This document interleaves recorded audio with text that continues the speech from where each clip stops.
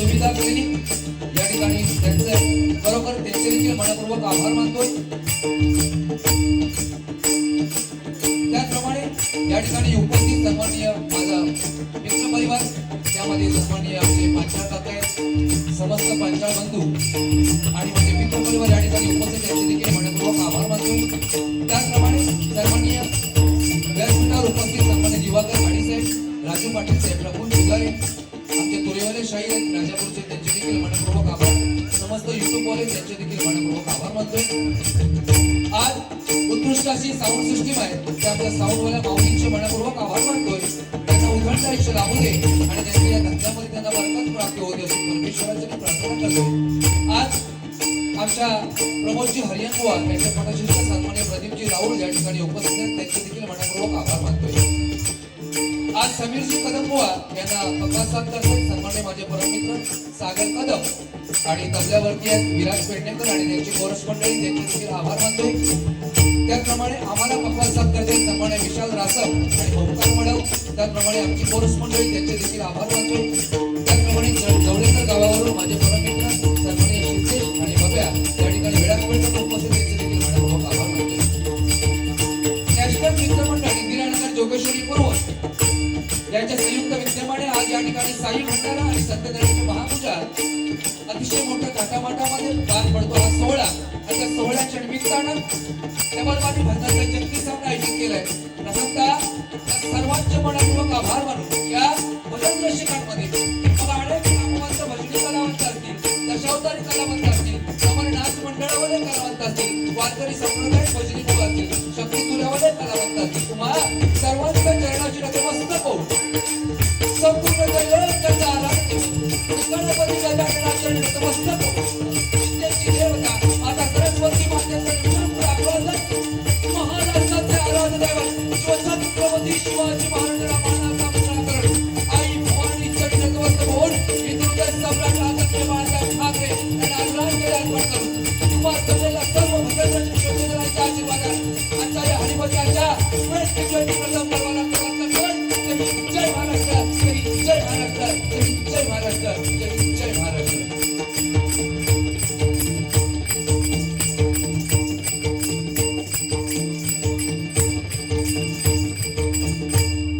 धन्यवाद। वेळ बराच झालेला आहे। प्रथमतः सर्वांची दिलगिरी व्यक्त करतो, कारण सगळा सेटअप झाल्याशिवाय काही गोष्टी होत नाही, त्याच्यामुळे त्यांचा पण विलाज नाही। या ठिकाणी बऱ्याच प्रमाणात भजन रसिक मायबाप श्रोतेजन आहेत, आमच्यापेक्षा सुज्ञ आहेत। बुवा मलाही सिनियर बुवा आहेत, मूर्ती लहान कीर्ती महान आहे। असू नको, सुरुवातीच चांगला म्हणायला बरोबर की नाही, नंतरचा विषय नंतर असणार। तर असो, भक्ती म्हटल्याच्या नंतर देहावरील ममत्व कमी होणे आणि नामावरील प्रीती वाढणे ही भक्ती आहे।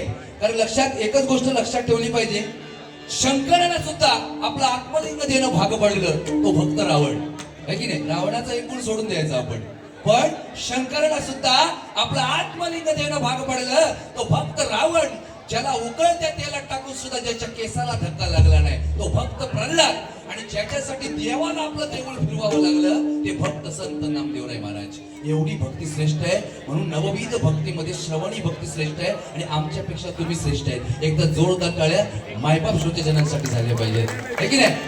म्हणून सांगतोय काय आहे, भजन हे नामस्मरण परमेश्वराजवळ जाण्याचं एक जवळ साधन आहे। त्याचा किती अतिरेक केला तरी त्याचा विष बनत नाही, बरोबर।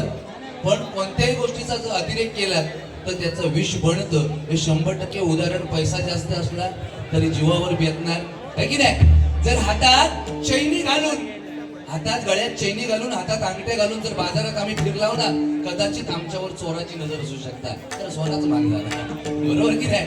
पण जर बाजारात आपण गळ्यात चैनी घालून फिरलो सोन्याच्या, तर चोराची नजर आपल्यावर कदाचित असू शकते। पण जर गळ्यात तुळशीची माळ घातली तर पांडुरंगाला तुमच्यावर नजर ठेवावी लागेल, ही भक्ती आहे की नाही। म्हणून प्रथम परमेश्वराचं नामस्मरण झालं पाहिजे, कारण ह्याच्यात गर्व करून फायद्याचा नाही, बरोबर की नाही।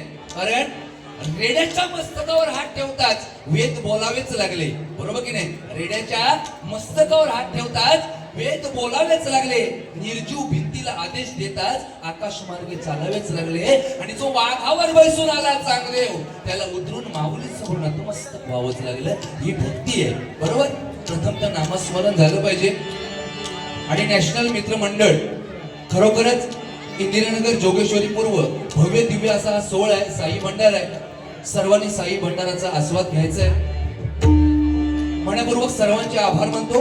या नॅशनल मित्रमंडळातील सर्वांना उथंड आयुष्य लाभू दे आणि उपस्थित मान्यवरांना देखील सर्वांना उथंड आयुष्य लाभू दे अशी भगवंताचरणी त्या साईनाथाचरणी प्रार्थना करतोय.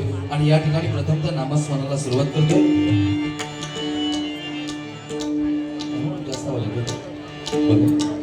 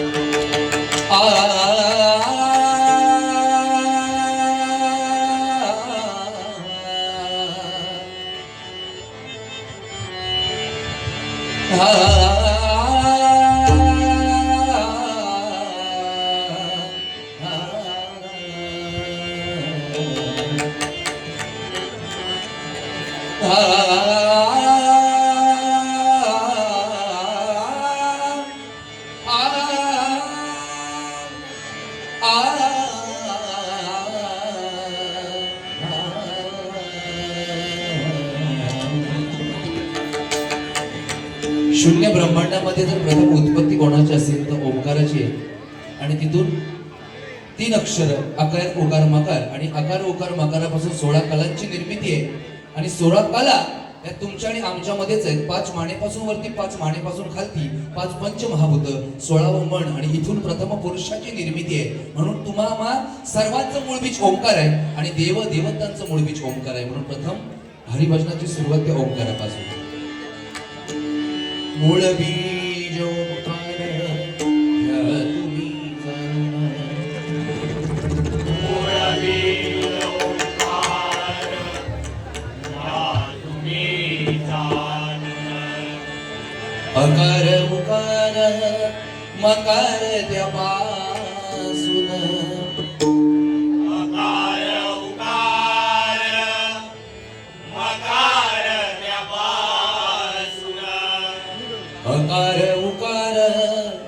मकार त्यापासून. अकार उकार मकार त्यापासून. 16 कला त्या 3 अक्षरातून. 16 कला त्या 3 अक्षरातून. 16 कला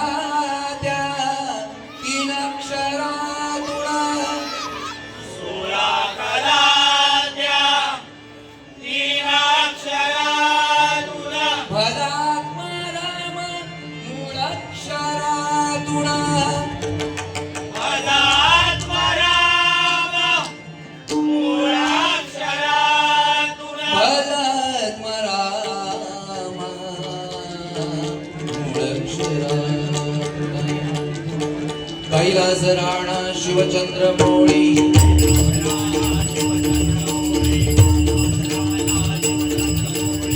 फणींद्र माधा मुकुटी झळाळी.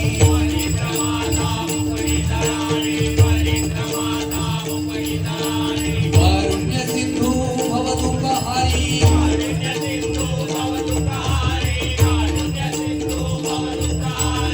जमीन शंभो मजगुणकारी.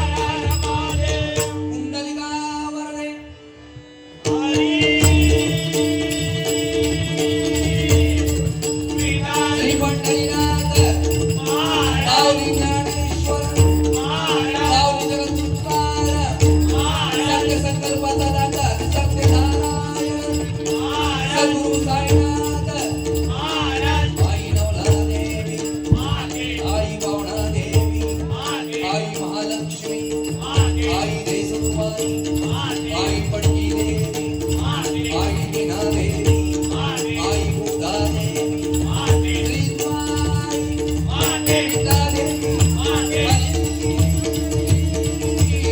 हर हर हर हर हर हर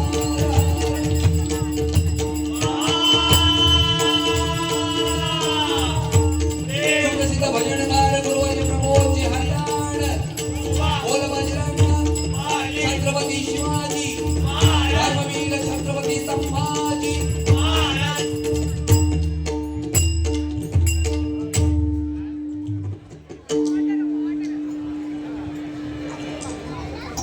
लगातारच्या बारी आहेत.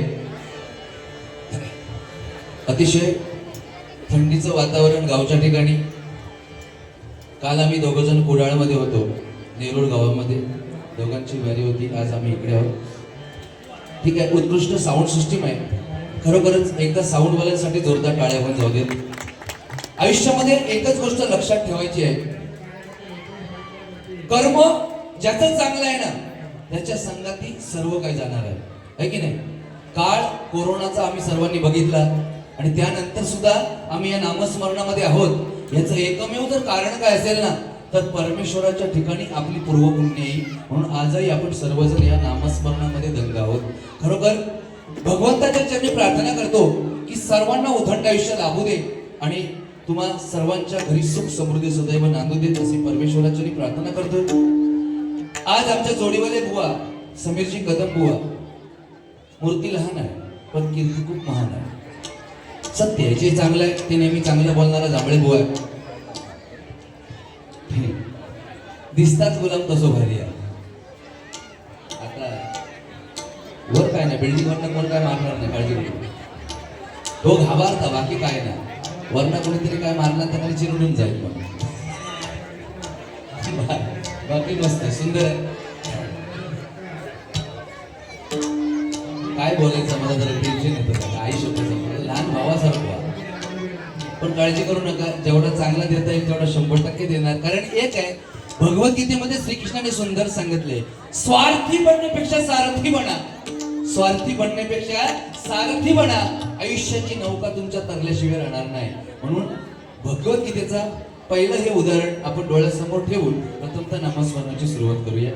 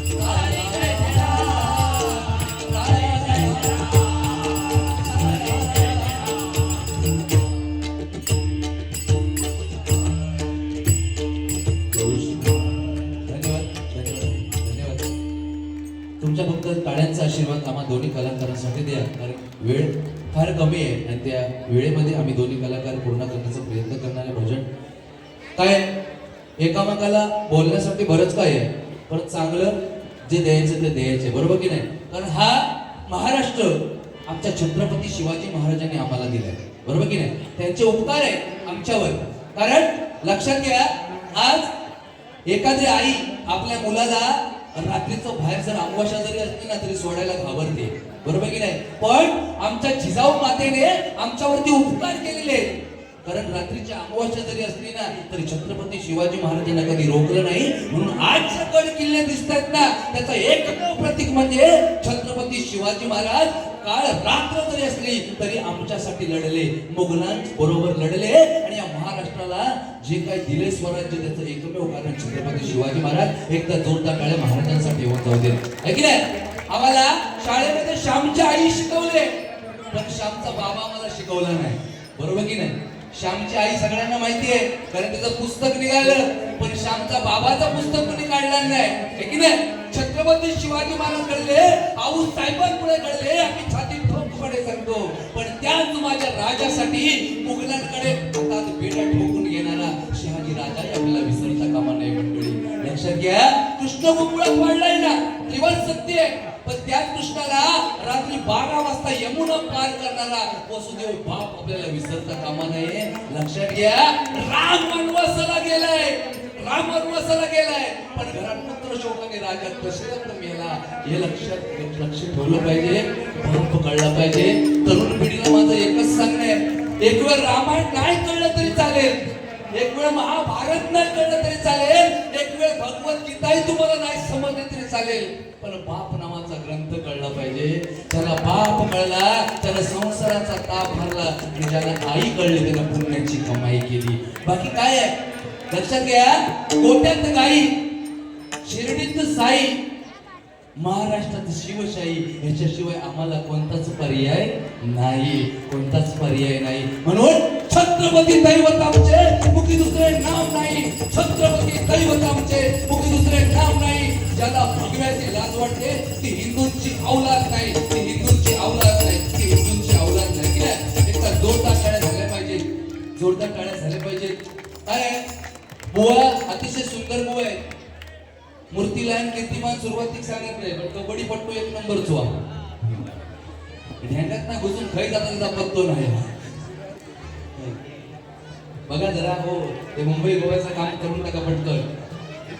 लय लोकांचे हाल होत आहेत. स्वतःची कंपनी यायची, फावडा कंपनी स्वतःची, व काय बाकी घातलं तर भारीच लागतं, पण तुमच्यापेक्षा त्याच मोठा वाटता.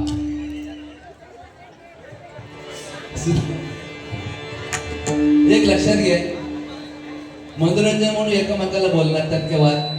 त्या दिवशी जवळजवळ 8 महिन्याच्या नंतर माझ्या बुवाची काल बारी झाली. 8 महिने आमच्या दोघांची काय भेट नव्हती.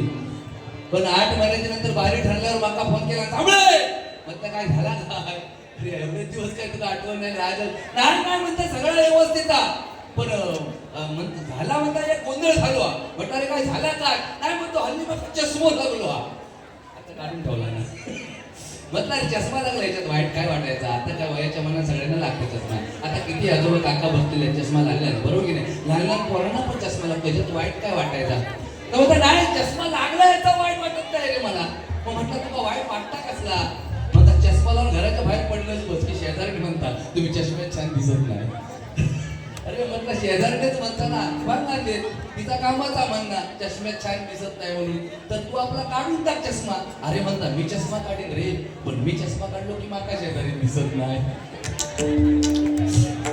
तशी कंडिशन आहे बरं तुम्ही ज्यांनी चष्मा लावला नाही ती शेजारी बघून नाही तर बायको घरात जाऊन म्हणे पहिले चष्मा काढा काय जांभळं गेलो तो काहीतरी सांगून गेलो तसा काही विषय नाही मनोरंजन पण आयुष्यात लक्षात ठेवा कर्म ज्याचं चांगलं आहे ना त्याच्या संगती जाणार आहे बाकी सगळं हयच राहणार आहे म्हणून सांगतो बघा रूपावली सादर या ठिकाणी करतोय आणि पुढे जाण्याचा प्रयत्न करणार कारण मुंबई मायावी नगरी आहे या मायावी नगरीमध्ये भजन पूजन कीर्तन हे जे अविरत चालवण्याचं काम हे आमचं मंडळ करतंय खरोखर या मंडळासाठी बोलावं तेवढं कमी आहे कारण नॅशनल मित्रमंडळ नावासाठी ना पैशासाठी नावासाठी ना पैशासाठी आज नॅशनल मित्रमंडळ घडते फक्त आणि फक्त सद्गुरू साहित्य सेवेसाठी फक्त आणि फक्त सद्गुरू साहित्य सेवेसाठी फक्त आणि फक्त सद्गुरू साहित्य सेवेसाठी म्हणून रूपावली सुरुवात करतो पुढे जातो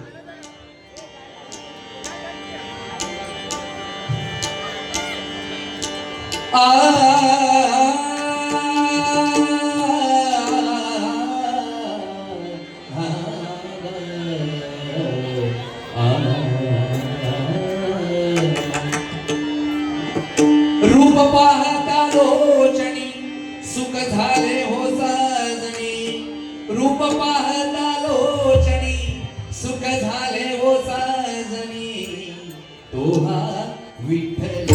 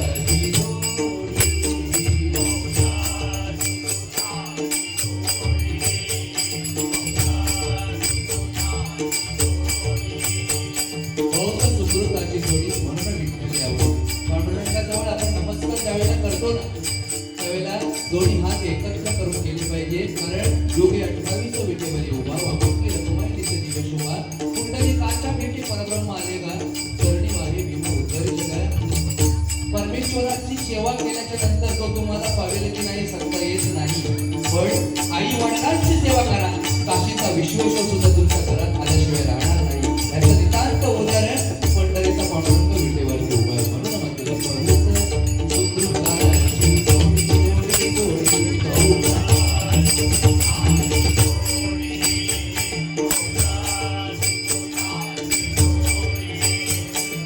सुकृताची जोडी मन विठ्ठलिया